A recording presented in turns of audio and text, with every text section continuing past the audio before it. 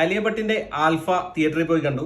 YRF spy യൂണിവേഴ്സിലെ ഏറ്റവും പുതിയ സിനിമയാണ്. ആ യൂണിവേഴ്സിൽ ഇതിനു മുമ്പ് ഇറങ്ങിയ സിനിമ വാർ 2 ആയിരുന്നു. വാർ 2വിനെ അപേക്ഷിച്ച് അതിന്റെ ഒന്ന് മുകളിലേക്കുന്ന ഒരു സിനിമയായിട്ടാണ് ആൽഫ എനിക്ക് അനുഭവപ്പെട്ടത്. പക്ഷേ ഭയങ്കര ഒരു ഗംഭീര സിനിമ, ഒരു മസ്റ്റ് വാച്ച് തിയേറ്റർ എക്സ്പീരിയൻസ് എന്നൊന്നും പറയാൻ പറ്റില്ല. ജസ്റ്റ് ഇങ്ങനെ കണ്ടിരിക്കാം എന്ന് മാത്രമേ ഉള്ളൂ ഈ സിനിമ.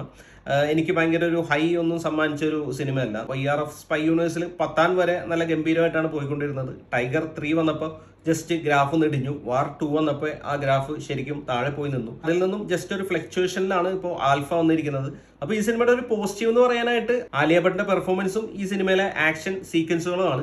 ശരിക്കും വാർ 2വിൽ വന്നപ്പോൾ ഭയങ്കര ഓവർ ദ ടോപ്പ് ആക്ഷൻ സീക്വൻസുകൾ കാരണം കണ്ടിരിക്കുന്ന പ്രേക്ഷകന് ദഹിക്കാത്ത രീതിയിലായിരുന്നു അതിലെ ആക്ഷൻ സീക്വൻസുകളൊക്കെ വന്നത്.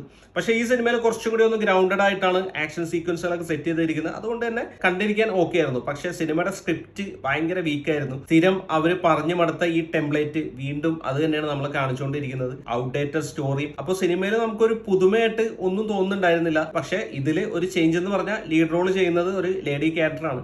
ആലിയ ഭട്ടാണ് മെയിൻ കഥാപാത്രമായിട്ട് വരുന്നത്. അപ്പോൾ പുള്ളിക്കാരത്തി നന്നായിട്ട് തന്നെ പെർഫോം ചെയ്തിട്ടുണ്ട്. അത് ആക്ഷൻ സീക്വൻസിലായാലും പുള്ളിക്കാരത്തിന്റെ പെർഫോമൻസ് ആയാലും ആ ഒരു ആറ്റിറ്റ്യൂഡ് പിടിക്കുന്നതായാലും എല്ലാം നല്ല രീതിയിൽ തന്നെ പുള്ളിക്കാരത്തി ഗംഭീരമായിട്ട് തന്നെ ചെയ്തിട്ടുണ്ട്. പിന്നെ രണ്ടാമത്തെ ഒരു ലേഡി ക്യാരക്ടറായിട്ട് വരുന്നത് ശർവരിയാണ്. പുള്ളിക്കാരത്തിയും ആ കിട്ടിയ റോള് ഭംഗിയായിട്ട് തന്നെ ചെയ്തിട്ടുണ്ട്. പിന്നെ അനിൽ കപൂറാണ് മെയിൻ ഒരു കഥാപാത്രമായിട്ട് വരുന്നത്. പുള്ളിയുടെ രീതിയിൽ ആ റോള് ഭംഗിയായിട്ട് തന്നെ ചെയ്തിട്ടുണ്ട്. ബോബി ഡിയോളാണ് ഈ സിനിമയിൽ വില്ലന്റെ ക്യാരക്ടർ ചെയ്യുന്നത്. പുള്ളിയുടെ ആ ഒരു ലുക്കും ആ സ്വാഗൊക്കെ നന്നായിട്ട് തന്നെ വന്നിട്ടുണ്ടായിരുന്നു. പക്ഷേ പുള്ളിയുടെ ആ ഒരു എക്സ്പ്രഷൻ, പുള്ളി ഓരോ കാര്യങ്ങൾ പറയുമ്പോഴും പുള്ളിയുടെ മുഖത്ത് വരുന്ന എക്സ്പ്രഷൻ നമുക്കൊരു ഫീല് കിട്ടുന്നുണ്ടായിരുന്നില്ല. പിന്നെ ഋതിക് റോഷന്റെ ഒരു ക്യാമിയോ അപ്പിയറൻസ് ഉണ്ട് കബീറായിട്ട്. ഒരു ഫൈറ്റ് സീക്വൻസ് ആണ്. അത് അത്യാവശ്യം കൊള്ളായിരുന്നു. നന്നായിട്ട് തന്നെ അത് കൊറിയോഗ്രാഫ് ചെയ്തിട്ടുണ്ട്. പക്ഷെ പുള്ളിയുടെ ആ ഒരു ക്യാരക്ടറിന്റെ ഒരു ഇമ്പാക്ട് സിനിമയിൽ കൊണ്ടുവരാൻ പറ്റിയില്ല എന്നുള്ളതാണ് എനിക്ക് തോന്നിയത്. അപ്പോൾ YRF സ്പൈ യൂണിവേഴ്സ് സിനിമയുള്ള എൻഡ് ക്രെഡിറ്റ്സിൽ അവരുടെ അടുത്ത സിനിമയുടെ ഒരു എന്തെങ്കിലും ഗ്ലിംസ് കാണിക്കാറുണ്ട്. പക്ഷേ ഈ സിനിമയിൽ എൻഡ് ക്രെഡിറ്റ്സിൽ ഒന്നും കാണിച്ചില്ല.